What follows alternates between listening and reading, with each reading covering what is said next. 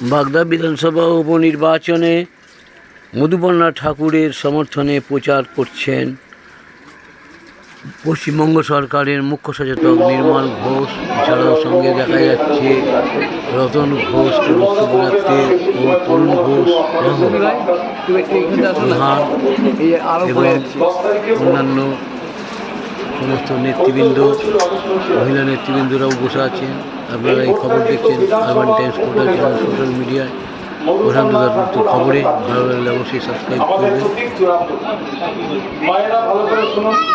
4 নম্বরে ঘরে ওর নাম আছে মধুপর্ণা ঠাকুর, পাশে জোড়াপুরের প্রতীক, ঠিক ওখানে বোতলটা টিপতে হবে।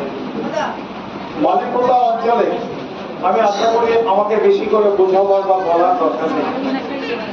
এই নির্বাচনে হয়তো আমরা কম লিড পেয়েছি, কিন্তু আমরা সব নির্বাচনে আমরা বেশি করে লিড পেয়ে থাকি এখান থেকে। কিন্তু আপনাদের কাছে যে কথাটা আমরা বলতে এসেছি, আমরা কিন্তু বনগা, আমি নিজে বনগা ছেলে। আমরা যখন কংগ্রেস করতাম, আজ থেকে 3 বছর 25 বছর আগে যখন ছাত্র পরিষদ করেছি, যুব কংগ্রেস করেছি, এই তরুণদের সাথে তখন থেকে আমাদের সম্পর্ক। আমরা একটা কথা বলতাম যে বনগা মহকুমার মাটি কংগ্রেসের দুর্জয় থাকে। এরপরে যখন তৃণমূল কংগ্রেস গঠন হলো, একই অবস্থা, বনগা মহকুমার মাঠে তৃণমূল কংগ্রেসের দুর্জয় থাকে। বনগা বাগদা জায়গাটা এখান থেকে যখন মিছিলের লোক যেত, সেই মিছিলে কলকাতায় যখন বড় মিছিল হতো বা জেলায় যখন বড় মিছিল হতো, বড় রাজনৈতিক কর্মকাণ্ড উদ্যোগপ্রাপ্ত কর্মসূচি থাকতো, তখন আমরা বনগা বাগদা গাইঘাটার লোক না গেলে সেখানে তারা মিছিল শুরু করতো। আমরা এইভাবে কাজ করে এসেছি। আপনাদের আশীর্বাদে, আপনাদের সহযোগিতায়, আপনাদের অনুপ্রেরণা, আপনাদের উৎসাহ, আপনাদের সহযোগিতায় আমাদের দল আজকে ক্ষমতায় এসেছেন। মমতা বন্দ্যোপাধ্যায় মুখ্যমন্ত্রী, তিনি প্রচুর কাজ করেছেন আপনাদের কারোর কাছে, বিশেষ করে মায়েদের কাছে, বোনেদের কাছে অজানা নয়। আজকে কন্যাশ্রী থেকে শুরু করে, রূপশ্রী থেকে শুরু করে, আজকে লক্ষ্মীর ভান্ডার, স্বাস্থ্যসাথী বলুন আর শিক্ষাসাথী বলুন, কোনো দিক থেকে বাংলার মানুষ আজকে বঞ্চিত হচ্ছে। আমরা কিছু কিছু জায়গায় আমরা কিছু কাজে হয়তো পিছিয়ে একটা দল রাতারাতি 25 বছর সিপিএম ক্ষমতায় ছিল, তারা কিছু করে যেতে পারে। আমরা 12 বছরের মধ্যে সব কাজ হয়ে যাবে, ম্যাজিকের মতো হতে পারে না। কাজ হচ্ছে বড় রাস্তাঘাট, হাসপাতালের চিকিৎসা ব্যবস্থা। আপনাদের এই অঞ্চলে বহু রাস্তা হয়েছে, এই বাগদা ব্লকে বহু রাস্তা হয়েছে।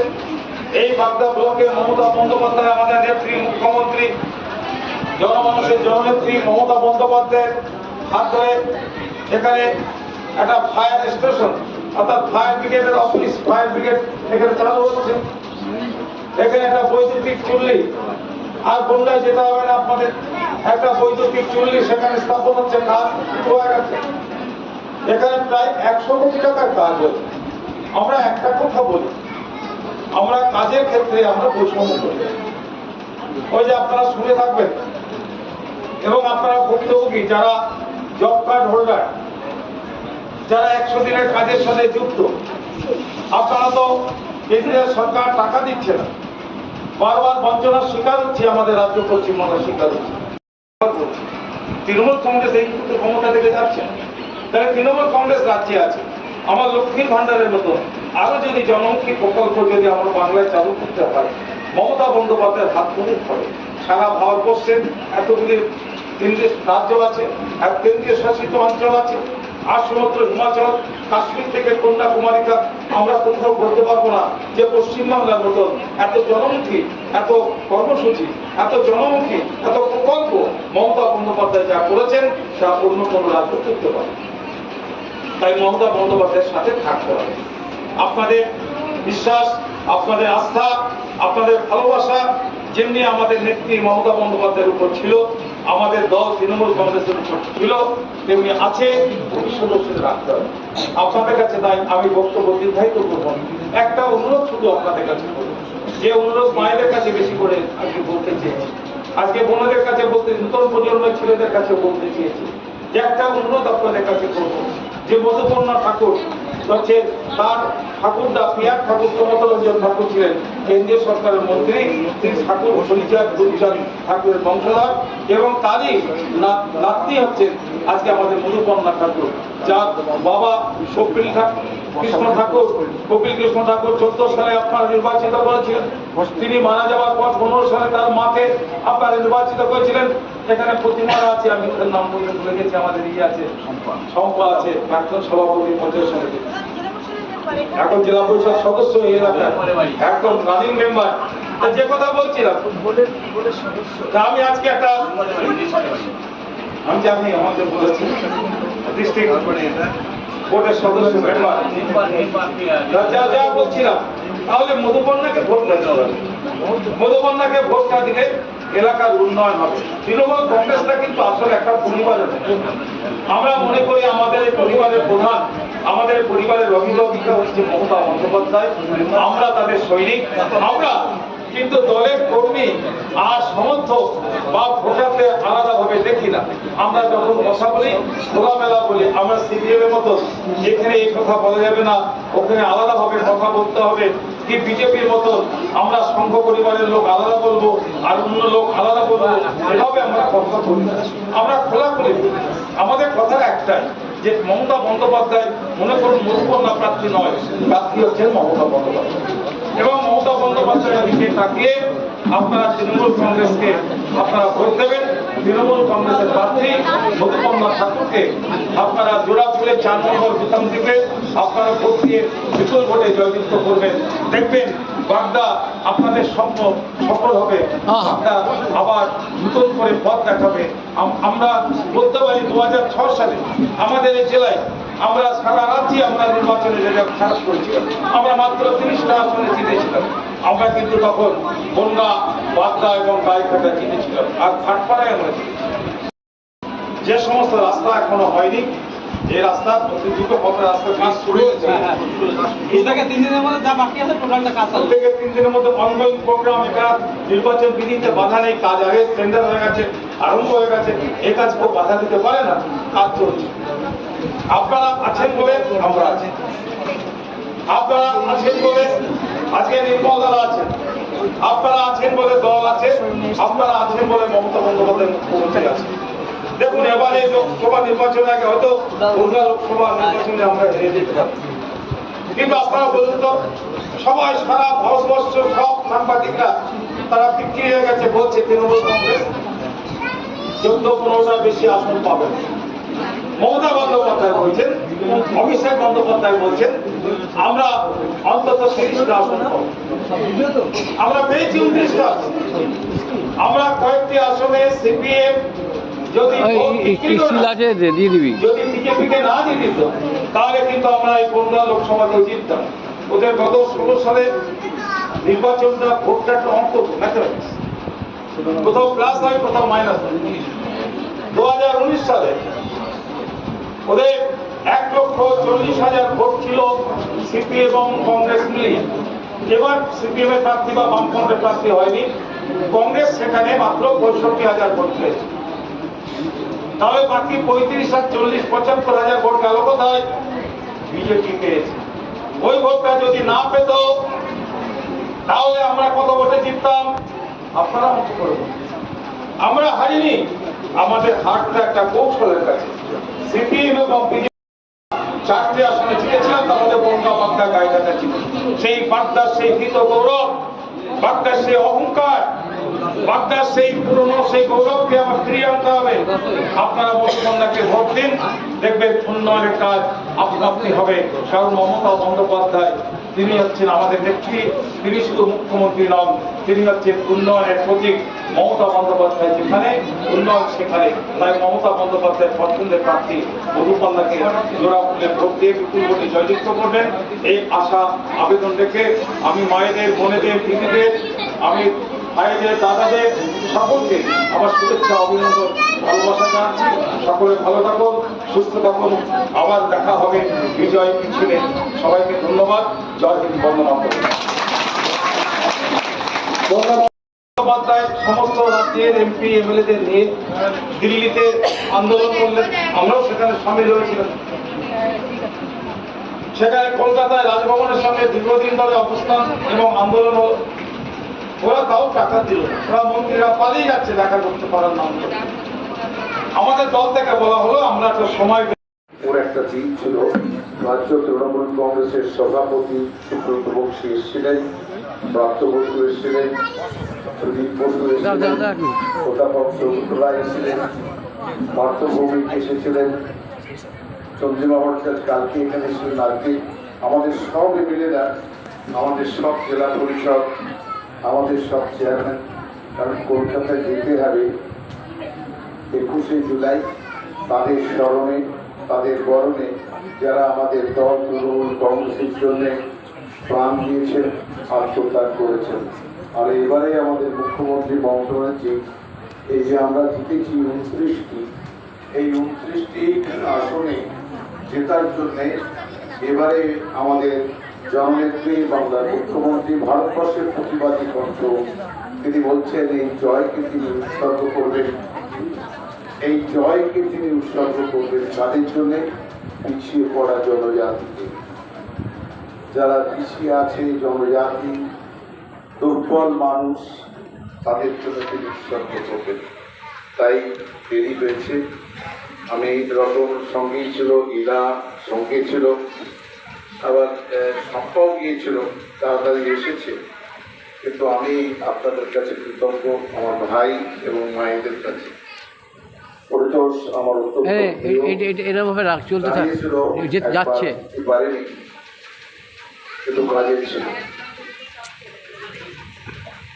পরিতোষ সাহেবকে আমি অনেক অনেক আমার ধন্যবাদ কৃতজ্ঞতা প্রকাশ করি। দলের সহকর্মী তো বাগদা বিরাট অঞ্চল 12টা পঞ্চায়েত আমার ভাগে দুটো পড়েছে।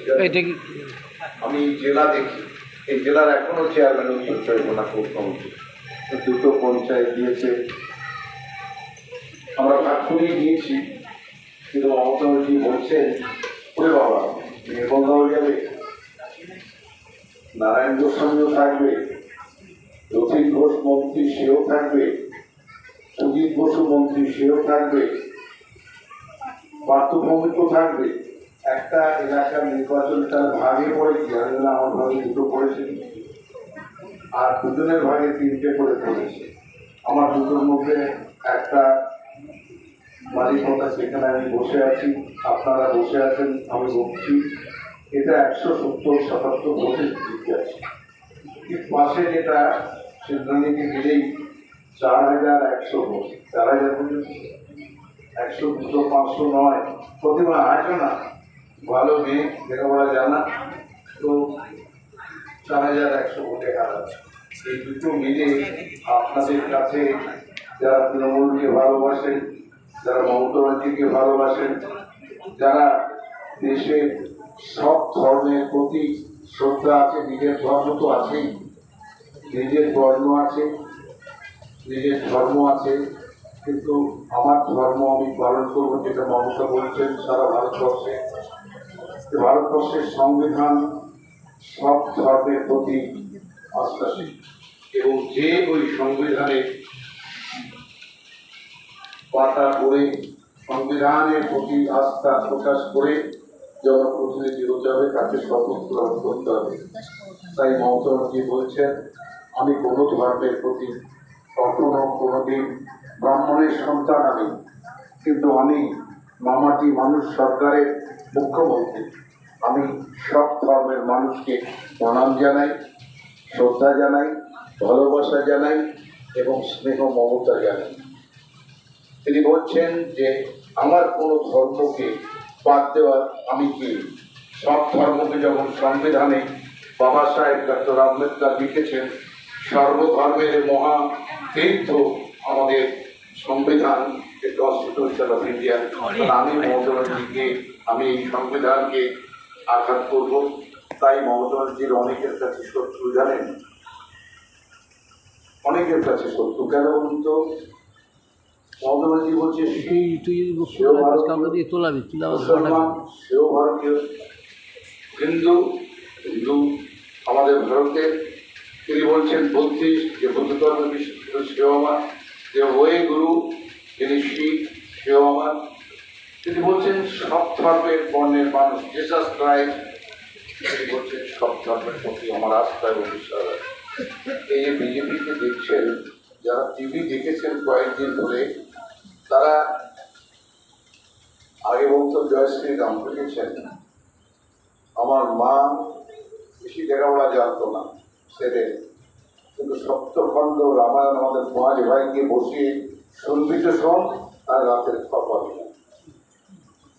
আমার মা ওই টেবিল তাতে রাখতেন, পাশে হ্যারিকেন আর নিজে পড়তেন। হয় শুনবি আমার রাতে সহজে। তো আমার যে ছোট চেয়ারম্যান ছিল পটিয়ালি, সে মা পড়ছে বন্ধ। এখন বিজেপি দেখছে ভগবান রামচন্দ্রের বিলুপ হয়ে চলে প্রতি। আপনারা শুনেছেন, দেখেছেন কত হাজার মানুষ, প্রায় 1 লক্ষ মানুষকে বেঘর করেছে। বাড়ি ঘর রাস্তা জমি জায়গা ভেঙে বুলডোজার দিয়ে ভেঙে ফেলেছে। মন্দির তৈরি হচ্ছে, শঙ্করাচার্য যারা আমার হিন্দু ধর্মের পীঠ, 4টে পীঠ, তারা বলছে মন্দিরটা তৈরি হয়ে যাক ভগবানের গায়ে, যাতে আলো বাতাস ঠিক মতো লাগে, ভগবান তখন প্রতিষ্ঠা করবেন। দেখলেন তো শঙ্করাচার্য আমাদের গুরু, হিন্দু ধর্মের যারা মহান্ত, যারা শঙ্করাচার্য, তারা বলেছিলেন। তাই শঙ্করাচার্য বলছেন পরে যে আমার কথা শোনেনি তো পাপ ধরেছে। তাই ভগবান রামচন্দ্রের এই বৃষ্টিতে জল পড়ছে। জল পড়াটা খারাপ নয়, কিন্তু মন্দিরে জল পড়বে কেন? আপনি বাড়িতে ঘরে থাকেন, মিস্ত্রি কদিন আগে মিস্ত্রিকে অতগুলো টাকা দিলেন, সে তৈরি করে গেল আপনার ঘর, সেই ঘর দিয়ে জল পড়বে কেন? জল পড়ার একটা কারণ আছে। মা লক্ষ্মী জলের আপনারা জানেন তো, জল পড়ার একটা কারণ আছে। ধর্ম ভগবানের যদি বিরূপ মনোভাব থাকে, ওইটুকু ছেড়া দিয়েও অনেক কিছু প্রবেশ করতে পারে। তাই ভগবানের গায়ে জল পড়েছে। শঙ্করাচার্য যে সত্যি কথা বলে, ধর্মের বেদ বেদান্ত রক্ষা করে, তা প্রমাণ হয়ে গেল। আমি ফিরে আসি এই মদনদা ঘোষক প্রতিভা কথা বলেছি, আমার প্রেয়সী ছাত্র নেত্রী। ও এককালে ছাত্র নেত্রী, অনেক পড়াশোনা করেছে। প্রেয়সী এখন বাড়ি বাড়ি যাচ্ছে আমাদের দলের নির্দেশে। আর তরুণের কথা কি বলবো, আমি সময় বলেছি পরিবেশের কথা। আরেকজন আমার ভাই, যখন আমি তখন প্রেসিডেন্ট হয়নি, কনভেনার, তখন ডক্টর রঞ্জিত পাজা প্রেসিডেন্ট, তো খুঁজে বের করলো। ও তখন এই যে পঞ্চায়েত সমিতির এখন আমার আগে সভানেত্রী, তখন আমাদের সেই জেলায় ও মাত্র 6 মাত্র ওই দিতেছিল অনেক। দেখুন, আমি আজ বিজেপি, কাল তৃণমূল, আজ তৃণমূল, কাল বিজেপি, কাল বিজেপি, কাল সিপিএম, এগুলো করি করে না মমতাকে একটু ব্যথা দিচ্ছে। জানেন, যাকে ভালোবাসেন আপনি, যে সন্তানকে আপনি ভালোবাসেন, কত কষ্ট করে 1, 2, 3, 4, 5-এ পড়ান, তারপর মাধ্যমিক দেওয়ার। মায়ের কষ্ট সবচেয়ে বেশি, বাবার কষ্টগুলো তার থেকে কম নয়। বাবা হাটে মাঠে ঘাটে কাজ করে, কোনো রকমে এই রোদের মধ্যে করে টাকাটা জোগাড় করে নিয়ে আসে, সংসারের খরচ দেয়, ছেলে মেয়ের খবর দেয়।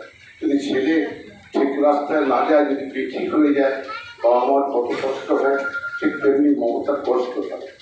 যখন আমরা দেখি আমাদের দল করতে করতে অন্য দল করে, অন্য দল করতে করতে আমার দল আসে, আমার দল করতে করতে আবার সিপিএমে চলে যায়। যখন যার ইচ্ছা যে মনে হয় এটা ফাঁড় বসেছে, যে খুশি হলে ঘুরিয়ে দাও না, এটা দল, এটা রাজনৈতিক দল, এর কিছু নিয়ম আছে। এই নিয়ম যে পালন করে, মমতাজি বলছেন আমি দেশের মানুষকে শ্রদ্ধা করি, ভালোবাসি, এই নিয়ম যে পালন করে তাকে আমি আমার জীবনের সেরা তৃণমূলের মামাটি মানুষের কর্মী হিসেবে, যারা কর্মীরাই এই দলের সম্পদ, এই সম্পদ অনেক সময় আমাদেরকে একটু বিপাকে ফেলে। বাগদাতে হয়তো এমন একটি সম্পদ থাকলেও থাকতে পারে, কিন্তু আমরা কাটিয়ে উঠি, আমাদের বিশ্বজিৎ হেরেছি। কিন্তু আমরা এই হারকে, আমরা ছিলাম 22টা, হয়েছি 29টা। বিজেপিকে কমাতে কমাতে নিয়ে এসেছি 11টায়, এটাও থাকবে না মায়েরা, একটু অপেক্ষা করুন। বিজেপি একটা সরকার করতে পারেনি ভারতবর্ষে, ওই জেডিইউকে নিয়েছে, নীতিশবাবুকে, ওই আমার দক্ষিণ ভারত থেকে কে নিয়েছে, ওই চন্দ্রবাবু নাইডুকে নিয়েছে, দুটো ক্র্যাশ দিয়ে চলছে। কারণ এই ক্র্যাশ নিয়ে ভারতবর্ষের দারিদ্রতা মোচন করতে পারবে না, বেকারত্ব মোচন করতে পারবে না, ভারতবর্ষের সম্পদ রুখে দিতে পারবে না, বাইরে বড় লোকদের বিক্রি করার থেকে তাকে কেউ আটকাতে পারবে না। যদি আটকাতে পারে মমতা এবং ইন্ডিয়া জোট থেকে আটকাতে পারবে। বিশ্বাস করুন, সেই দিন বেশি দূরে নয়। এই সংগ্রামই আমাদের শুরু হয়েছে।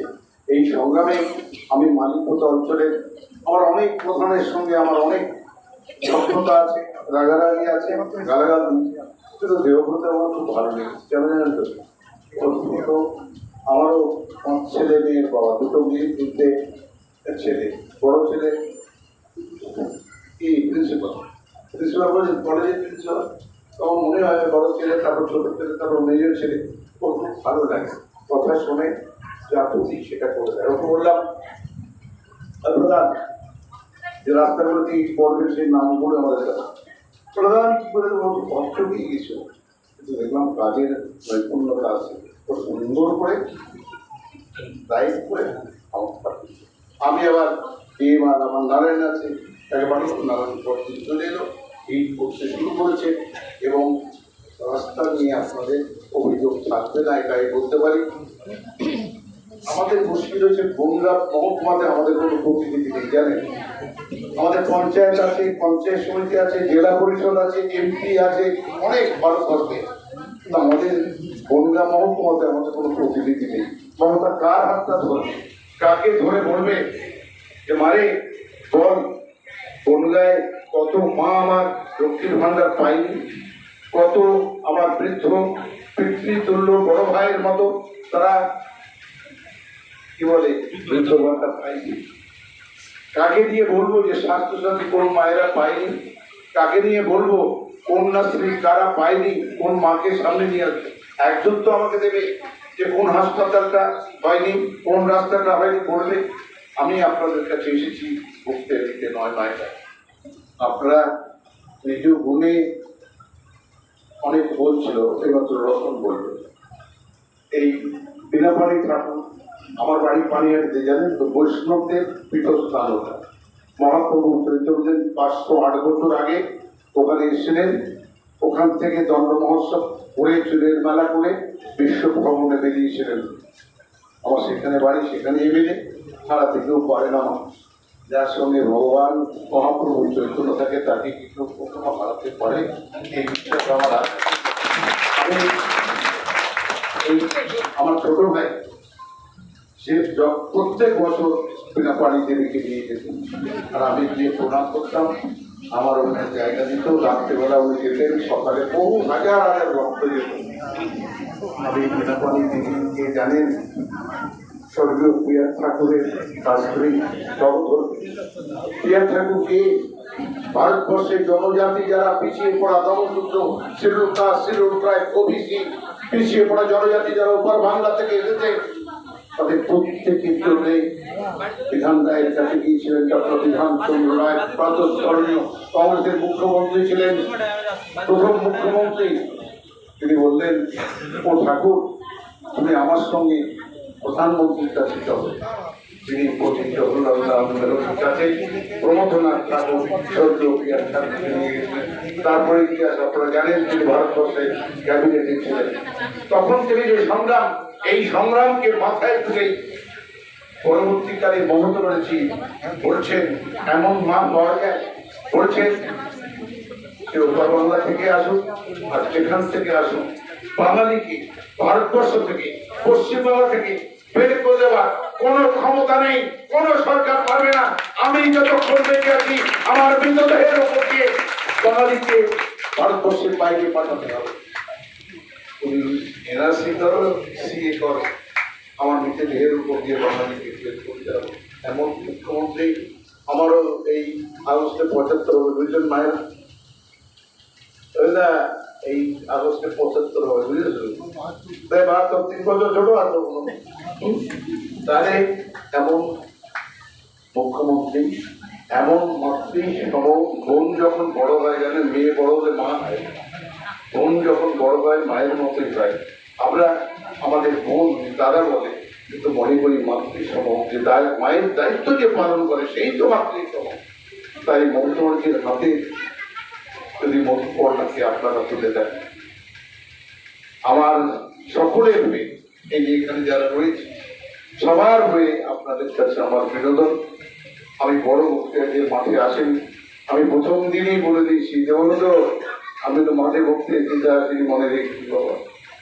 মাঠের বক্তৃতা একরকম, প্রথম দেবো না, প্রথম দুজনে আমরা মাঠে বক্তৃতা দেবো না, বুথে দেব, বাড়ি গিয়ে দেব, সকলকে এক জায়গায় করে পঞ্চায়েতে গিয়ে দেবো। আপনারাই রক্ষা করতে পারেন মেয়েটি। এবং এইটুকু ছিল আমার সঙ্গে খুবই পরিচয়। আপনারা জানেন মমতা ঠাকুরের সঙ্গে আমি সব রমা বলি, আমার থেকে বয়স অনেক কম, কিন্তু একটা কথা বলি যে মমতা ব্যানার্জি দেখুন, তাকে এবারও ভারতবর্ষের রাজ্যসভায় সাংসদ করে পাঠিয়ে দিল। মমতা জানে যে কাকে কখন কিভাবে ক্ষমতার শিখরে দিতে হবে, যাতে তার আলো, তার সেবা সে ওই জনজাতি, গরিব মানুষ, পিছিয়ে পড়া মানুষ, জনজাতি তাদের আলোকিত করতে পারে। এই মমতা ঠাকুরকে ওপরে দিয়েছে। আর সেই প্রিয়া ঠাকুর এবং তার ছেলে কপিল কৃষ্ণ ঠাকুর, আপনারা সব জানেন, তাকে জয়ী করেছেন এখান থেকে। তারপর